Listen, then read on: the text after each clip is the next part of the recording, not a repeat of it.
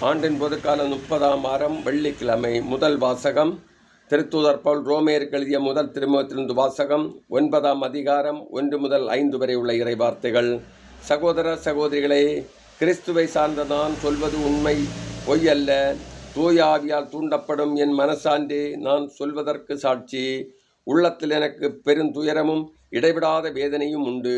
என் சொந்த இனத்தைச் சேர்ந்த என் சகோதரர் சகோதரிகளுக்கு மீட்பு கிடைப்பதற்காக நான் கிறிஸ்துவை பிரிந்து சாபத்துக்குள்ளாக கூட விரும்பியிருப்பேன். அவர்கள் தம் இஸ்ரேல் மக்கள் அவர்களையே கடவுள் தம் மக்களாக ஏற்றுக்கொண்டார். அவர்கள் நடுவில்தான் கடவுள் தம் ஆட்சியை விளங்கச் செய்தார். உடன்படிக்கைகளும் திருச்சட்டமும் திருவழிபாடும் வாக்குறுதிகளும் அவர்களிடமே ஒப்படைக்கப்பட்டன.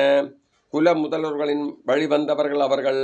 மனிதர் என்னும் முறையில் கிறிஸ்துவும் அவர்களிடமிருந்தே தோன்றினார். இவரே எல்லாவற்றுக்கும் மேலான கடவுள், என்றென்றும் போற்றுதற்குரியவர். ஆமேன். இது ஆண்டவர் வழங்கும் அருள்வாக்கு. இறைவா, உமக்கு நன்றி.